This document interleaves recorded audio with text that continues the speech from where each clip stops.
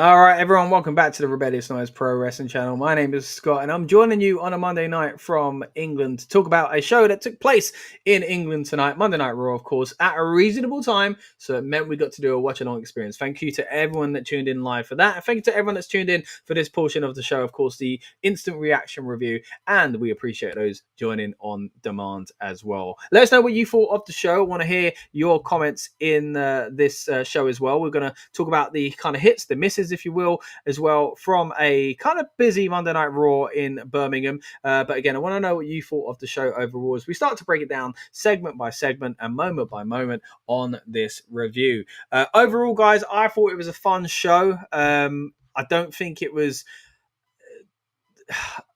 I guess, spectacular in the second half. It did kind of drag almost, but then weirdly enough ended 30 minutes earlier than we expected. Of course, Monday Night Raw these days it tends to be a 3-hour show. The show ran at about 2 hours 35, so a very, very different time frame for Monday Night Raw. And I think maybe if I knew that, it might not have felt like it was dragging as much, because I would have known there was light at the end of the tunnel, essentially. That sounds like I didn't enjoy Raw. I did enjoy Raw. It's just, I always say, and I've said it time and time again, you guys will know if you've been with us before, I'm not the biggest fan of Raw being 3 hours long.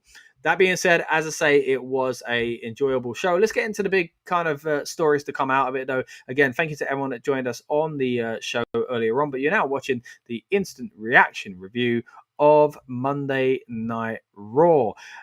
Let's get into it, though, guys. Let's start with what we opened the show with, of course, which was, as advertised, Roman Reigns making his way to the ring and basically apparently being advertised as to come and explain why he's done what he's done recently and looking after his cousin Jey Uso, which I kind of thought was, well, okay, that's obvious. It's his cousin, and I'm a good guy now, and so is he. But it kind of moved away from that. Bronson Reed came out with Paul Heyman, had a really, really fun segment. If I'm honest, I really, really enjoyed this. It was a great way to open the show. The fans in Birmingham were, as expected, on fire. Really, really seemed to enjoy the night themselves, as we did on the watch along, of course. But I can imagine what the atmosphere would have been like in the arena itself. So credit to the fans there. Some great songs in this one. The typical daddy daddy cool that you get over in Europe these days in the name of Roman Reigns. And yeah, of course, we had, as I say, Bronson Reed coming out with a shooter filer and really dropping some great lines himself on Roman as well. But a really, really enjoyable opening segment. The typical stuff from Paul Heyman, all that kind of stuff, and then healing it up, not wanting the orders to kind of say it along with him. But then you got Roman Reigns showing a different side of him, like a really kind of almost emotional, happy, positive, but then kind of sad side at the same time, at kind of feeling guilty almost about kind of his past. Like he's all of a sudden really started to show appreciation for Jey Uso and for his fans, and but also talk about, you know, how he's a changed man and he's lost things in his life. You know, he's lost his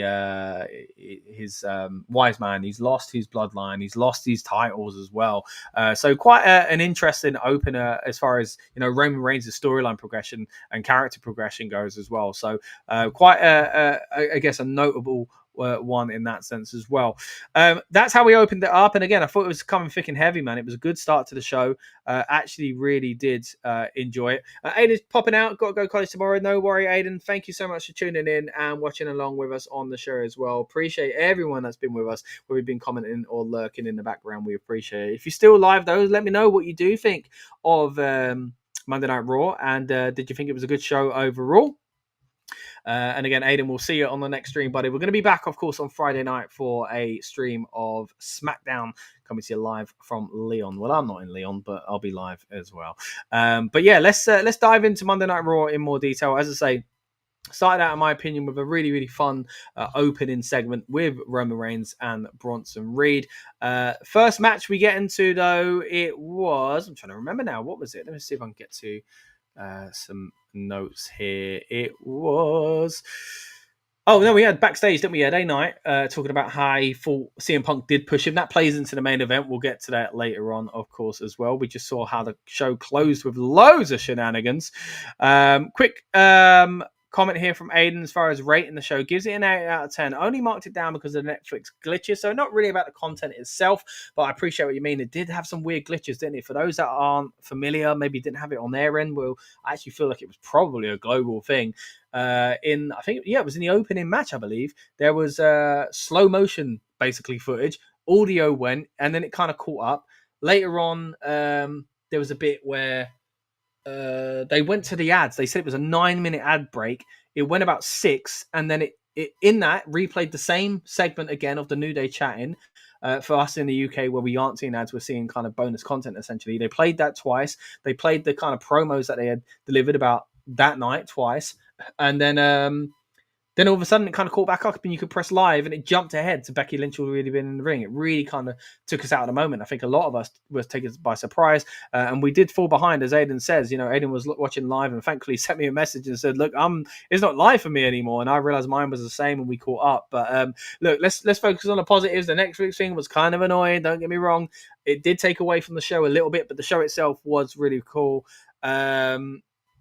What did we start out with? I swear it was the Dragon Lee match was first, right? Dragon Lee versus JD McDonough. I thought it was a really, really good match. I'm just trying to find my notes here. See if I can get to where we are. Was it Dragon Lee and JD McDonough? Yeah, it was. Fantastic match, by the way, guys. This one wasn't actually advertised ahead of time. This wasn't kind of in the preview that they put up for Monday Night Raw on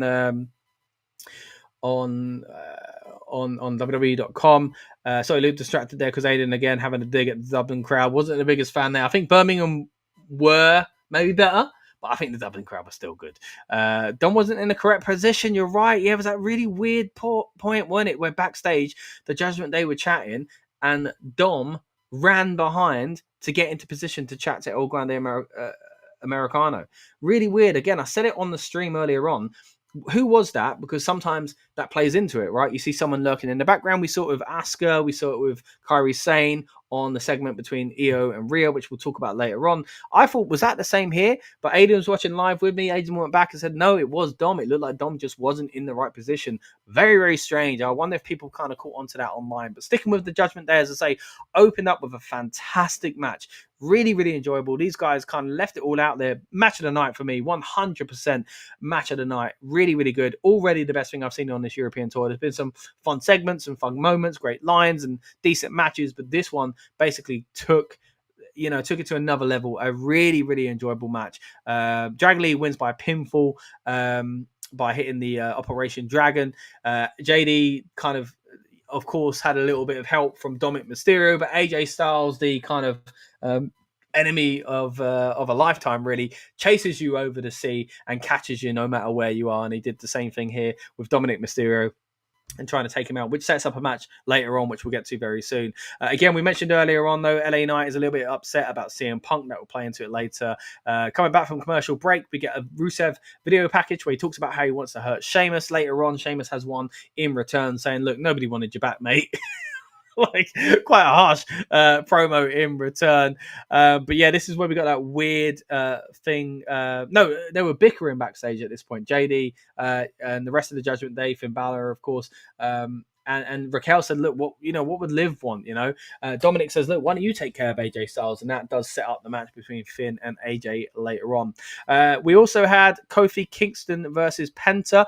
A pretty good match. Not the kind of like, look, it wasn't pay-per-view quality, and that's okay because it wasn't a pay-per-view match. But I do wonder what these guys could do on another show. It was a good match. It kind of went a bit long, but then again, I think a lot of things on this show kind of dragged out a bit when maybe they could have just had different things going on. It wasn't a bad match. I really enjoyed everything we saw from the guys in the ring and the guys outside the ring, as far as Xavier Woods in his top hat and towels, but no sleeves, and his neck brace because he's playing up that he's got injured from the Destroyer, which, by the way, Grayson Waller's trying to get cancelled, and he's got a petition going around Birmingham. I think they said they'd signed up 27 to the petition, so fair play TMA in Birmingham. And then he goes up to Corey Graves, who signs it. I guess that makes it 28 as well. So that was quite a fun segment. Later on as well, we got to see them be interviewed in the audience in those breaks. Again, if you watch it in the States, you may not have seen this. It might be an exclusive online. But basically, as the ads rolled, we got a bit of bonus footage where they were being interviewed and really happy about the outcome in this match because Kofi Kingston was victorious, and they turned the frown upside down, if you will. They turned the black clothing into something very colourful indeed, as ticker tape or what do you call it? Colourful confetti essentially lands all over the members of the New Day, thanks to their kind of lackey on the side now, it would seem, in Grayson Waller. Again, not what I expected from his character, but I think he's playing it well. I'm enjoying what he's doing here. I just don't know if it was the right thing. I really don't know. I really don't know, because the whole thing with him and Austin Theory, again, not having an ended, seems to be more relating to how they feel maybe about Austin Theory, who's not getting on the shows at the moment, it would seem. So, yeah, which is in itself a massive shame. A really, really enjoyable match here, like I say. Not as good as the opener, don't get me wrong, but Kofi Kingston does pick up the win with Trouble in Paradise after basically getting some help, as you can imagine, from the heels, with Grayson Waller also helping out Kofi Kingston here as well. Much like we'd already seen in the opening match as well, with a bit of interference. By the way, in the opening match, we did see Finn Balor at first get kind of you're out of here sort of thing from the referee, so that's why it was up to Dominic Mysterio to try and get involved later on. We had some WrestlePalooza hype and stuff like that. We also had Stephanie Vaquero backstage talking about what's happening now. Basically, I missed this at the moment, but I think Aiden said that I didn't really pay attention to what was being said. It was just her saying what's happening next. I didn't notice that apparently Adam Pearce said that you are going to get your match for the title, but I don't know who the other person is going to be, so we'll have to see how that plays out. Of course, that's because Naomi is now relinquished the title, so they will not be facing each other at Clash in Paris. A shame for Naomi, but of course, she's got great things going on in her life, so we can only wish her the best there as well. And hopefully when she comes back, her career continues to kind of pick up and be incredible like it has been over the past year or so. Becky Lynch makes her entrance. Again, this is where we had that kind of awkward situation going on, and it jumped ahead. Becky Lynch comes out and basically says, from what I got of it, because again I did miss the beginning because of that glitch from Netflix, look, I'm not going to wait around for someone to call me and just show up. It was advertised basically as Nikki Bella is going to call out Becky Lynch, but yeah, Becky just didn't want that to happen, it seems, in character. I don't know if there was a creative change to actually explain this, but yeah, she just basically came out herself and called out Nikki Bella, or kind of goaded her out at least. Good stuff on the mic here from Becky, but there was that really, really awkward comment about Ozzy Osbourne. Now, I won't go into it too much here because I've already kind of touched on it. And if you want to know my thoughts more in depth, check it out when it happened on the watch along. But I wasn't really a fan of this. I know there is a way to do this kind of thing, but when Ozzy only passed away a month ago, basically she said something about dying, and she kind of led into saying the good thing about Ozzy is he was smart enough to move to LA. And then also, no, I think she said like the best thing about her, Birmingham died a month ago or something like that.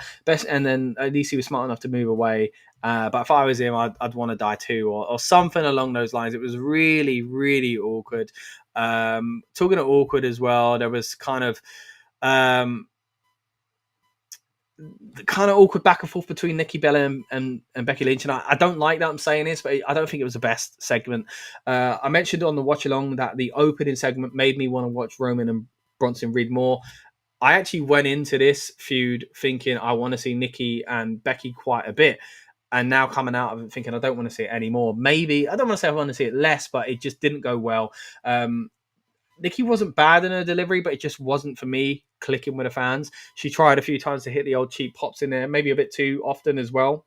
Maybe that's because she could tell it wasn't really going that well. And in my opinion, didn't go too well when she then pronounced it as Birmingham, something I think they've tried their best to steer away from, things like Glasgow and Birmingham when they come to the UK. Most of the people are saying Glasgow or Glasgow or Birmingham or Birmingham, closer to pronunciation from people with regional dialects in the UK, or at least, maybe the city itself. But to hit it with a Birmingham was a bit cringy for me. And then Becky did the same, which I can only put down to her being heelish and playing into it, or maybe just being so used to being in the States that she sees Birmingham, Alabama as Birmingham, or the main Birmingham, or whatever you want to call it. I'm going on a bit of a tirade here, but I hope you get what I mean. It was just a bit weird. And it didn't really help that we had things like that, essentially. Nikki went for Lynch, I should say, went for a cheap shot. Nikki blocks it, hits it with a rolling elbow. It's a bit of a back and forth. Manhandle slam gets blocked. The rack attack 2.0 gets blocked. And Becky Lynch gets away to fight another day. And yeah, that other day will be Clash in Paris, which, by the way, we will be doing a watch-along experience, much like we did for tonight's Monday Night Raw. So make sure you tune in for that. And as we always do on PLE nights, we're also going to have a build-up show as well. So keep your eyes tuned on this channel for more content surrounding this European tour, but also surrounding Clash in Paris. We're going to try and cover it in depth for you. CM Punk's interviewed backstage after this as well, and he basically says, you know what, I didn't mean it, but I don't really care when it comes to LA Knight. That's basically the summary of what happened there. Rhea Ripley comes out next, and we have Rhea Ripley versus Roxanne Perez. This is where I think the matches started to drag a little. Again, not a bad match. Bad result, in my opinion. I really wanted to see Roxanne Perez get the win here. I know she's a heel, but she is kind of fragile in the sense that she's not been on the roster for long. As Christopher said in the comments earlier, she's got a really bad record, essentially. And now, overall, and a bad record now against Rhea Ripley. They advertised this as, can Rhea Ripley go 3-0, essentially? And she did. And I was really surprised by that, because they've already got a story where Rhea's trying to do something. So it felt like they wanted to make her look good so that her not being Iyo wasn't so bad. But Iyo, in my opinion, as great as she is presented, at least on a lower level than Rhea. So therefore, this is the one time where Rhea doesn't look like the absolute best and doesn't have everybody's number. So that's been good for Iyo. But then for her to just beat Roxanne 3-0, basically, I didn't like that. Roxanne's proven herself on the main roster as a kind of up-and-comer. She's proven herself within the Judgment Day in the storyline. So I just think it didn't really work. As I say, though, enjoyable match, enjoyable ending if it weren't kind of surrounded by the rest of the story. But does pick up the win with a Riptide, which I was quite shocked about. After this, though, we'd seen a little bit of action from Raquel Rodriguez getting involved, as you would expect from the heelish Judgment Day faction. And they start beating her down at the end of the match, essentially. Iyo makes a save. Now, this is kind of interesting because earlier in the night, we'd seen Iyo and Rhea backstage. And Iyo was basically saying to Rhea, look, I respect you, but we can't hang out anymore because Asuka and Kairi, they don't really get it and they're not pleased, basically. And Iyo was really touchy. Rhea was really touchy on the shoulder of Iyo. And then they carried on chatting, and I thought, oh, that's it. They're going to replay this in the montage in the future. They're going to go, look, they were close. They were touching each other. And when really Iyo was saying, look, we got to back off, right? Then, they carried on chatting. And the other two in the background really being animated to show that they're disapproving of this because there's a big old hug. And they get really close. Honestly, it felt later on, after seeing this, that maybe it was a little bit more than the friendship that they're alluding to with these two. Because, I don't know, they were just very touchy-feely. Look, mates can be touchy-feely. I hug my mates. I'm not scared to do that. I'm all right hugging my mates, you know? But I don't know. It just felt really weird. They've always respected each other, but now they're really close on camera. And even if it's not more than just friends, it's weird that they're portraying them as those type of friends and that close, because that's never really been the case. She basically comes out to make the save, which I felt was counterproductive because we'd already got the montage clips of the arm and the hug, right? Did we really need to see disapproval? But it's because it was going to play out in front of our eyes, essentially. They just kind of did it all within one show. Iyo comes out for the save, as I say. But later on, we see that her buddies in Asuka and Kairi saying they're not happy about this. And they start screaming at her, more so Asuka. And then a very, very emotional Kairi watches Asuka leave and then just kind of says, I'm sorry, really sad and earnestly, to a friend in Iyo.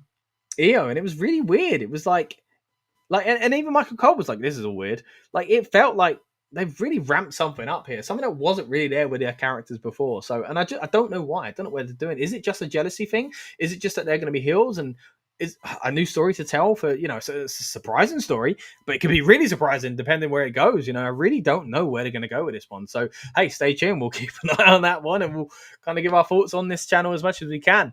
Speaking of which, again, thank you to everyone that joined us earlier on for the watch-along experience of Monday Night Raw from Birmingham.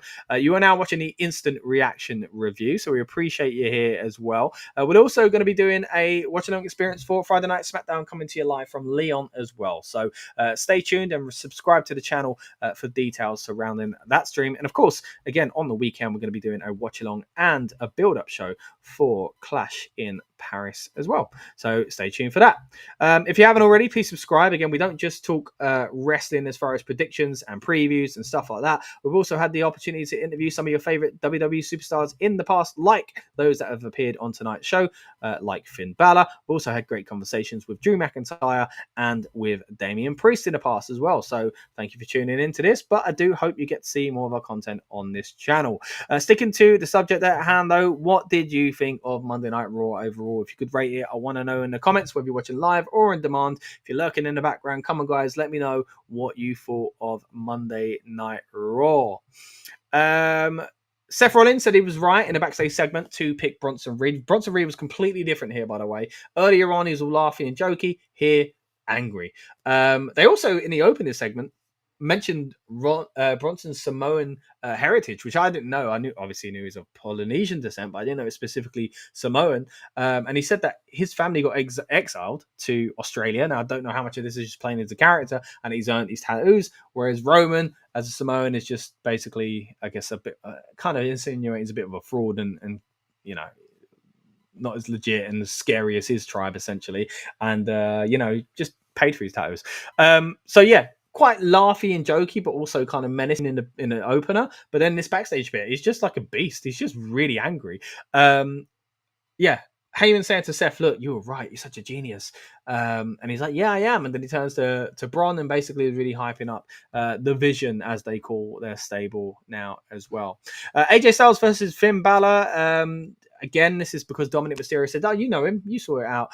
Didn't really work out for Finn Balor, though, because AJ wins off of a fantastic kind of sequence at the end there, where he kind of reverses a load of moves essentially into the Styles Clash and hits the pin.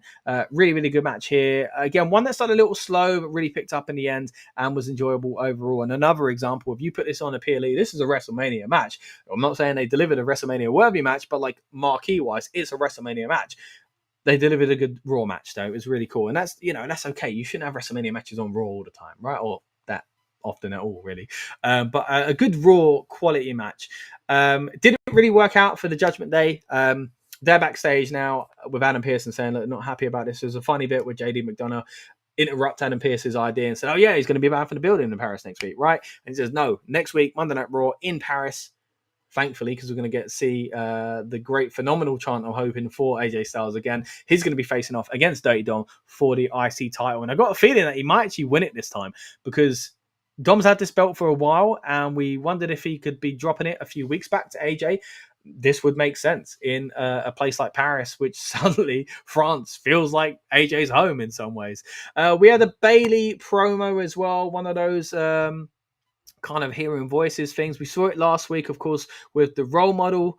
This time, I believe it was the first time at least, we heard the voice of the Hugger Bayley as well. They showed a cool silhouette of both characters and some kind of shots where you didn't really see her face, but as both characters as well. She's feeling turmoil because she hears the Hugger first, then she hears the role model, and then she's kind of like freaking out about it. Look, I think it looks visually and audibly even quite cool, but for canon, for pro wrestling, it doesn't make sense, right? You could suspend your disbelief, right, for the Undertaker and for Bray Wyatt and the Wyatt Six, but like it can't keep going like unless Bayley really goes full force into this kind of supernatural character. Like, why are we hearing her voice? Like, the only other way is that she, in order to get across her point, has manufactured this video herself. Like, that's the only way they can get around it as far as making this, I guess, believable, right? I don't get it, but I'm looking forward to seeing what they do with her character. I can't lie. I think she needed a refresh, and I'm glad they're putting something into her, so there's that at least. Lyra Valkyria, by the way, backstage as well with Adam Pearce, showing concern for Bayley. So it'll be interesting to see if she. I imagine they're just going to go into a feud, and after showing concern and compassion for Bayley, is going to suffer Bayley's wrath. So I think this is going to be a bad ending essentially for Lyra Valkyria. What else did we get? Well, we get into the main event, really. Braun Breaker's walking backstage with Bronson Reed. He's taken out Bronson Reed by Roman Reigns. Roman Reigns has kind of pulled back a little bit. He's taken out outside of the venue. And then LA Knight. Yeah, LA Knight attacks Braun Breaker. And then they basically just brawl onto the stage, down the ramp, around the ring, and then in the ring for the final portion of tonight's show. Again, another one of those that was kind of a long match. But maybe because I felt like it was dragging because I was looking at it as if it was going to be 45 minutes long. I was like, how are we going to get to the top of the hour? We didn't. It probably all in all was about 20 minutes out there at least. And then you had the bit, of course, backstage. Good match overall. Not the match of the night. That was Dragon Lee, as I say, and JD McDonough with a fantastic opener. But one that was kind of exciting at the end, and it was the typical thing. We'd seen CM Punk backstage. Surely he was going to go out there. We'd seen Jey Uso with a little kind of segment with Roman Reigns, where again he was really hyping up this kind of, like, it's my bad, and you're impressing people and you're doing good sort of thing. You do got to wonder where that's going. I don't think he should be turning heel. You could argue Jay was a little heelish tonight because he just kicked a bad guy. But bad guys can kick good guys, can kick good guys. No, he kicked a good guy is what I'm getting at. Seemed like a bad guy. Some people could take it that way. It's always risky when you do a good guy on good guy. It was also really risky for LA Knight. So I'm kind of jumping all over the place here, but that's what we got to at the end. LA Knight is getting beaten down by Seth Rollins because he's interrupted what ended up being a beatdown essentially at the end of the match because Braun Breaker wins with the spear. Seth Rollins comes out and just starts battering LA Knight.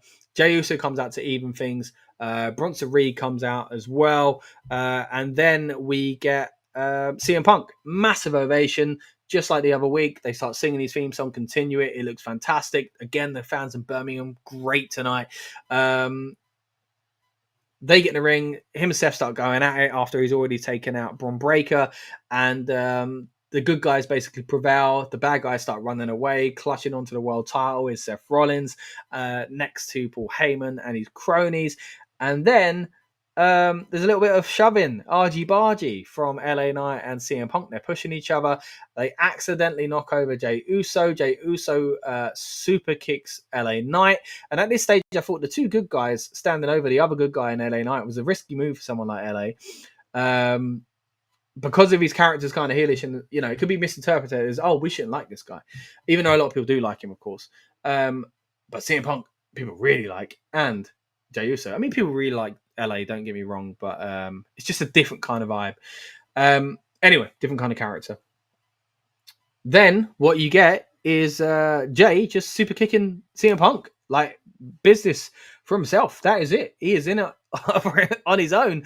And this is getting a laugh from Seth Rollins, who's cackling away and hits a yeet himself. Then Jey Uso gets the whole crowd to do a big old yeet. And that is pretty much how the show goes off the air as he starts yeeting up on the turnbuckle to take things home on this edition of Raw on Netflix. Coming to you live again, as it was, from the UK, from Birmingham. A really, really fun show. And again, a hot crowd. Really, really like some of the chants they did here. The obvious ones, like the Roman Reigns to Daddy Cool, but the We Will Rock You chant saying Rhea Ripley was fantastic.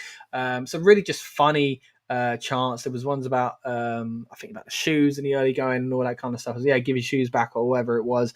Fantastic audience, really, really on top of things, and a fun show overall. Again, I'm always kind of dubious about Monday Night Raw being 3 hours, but thankfully it didn't go that long. But I thought it was, so kind of just felt long in my head. It only went 35 minutes longer than SmackDown, but still 25 minutes shorter than a Monday Night Raw would usually be. But this has been your instant reaction review, guys. Once again, thank you to everyone that joined us for this stream. If you're watching live or on demand, we appreciate you. We want to know your thoughts, so get them in the comments below.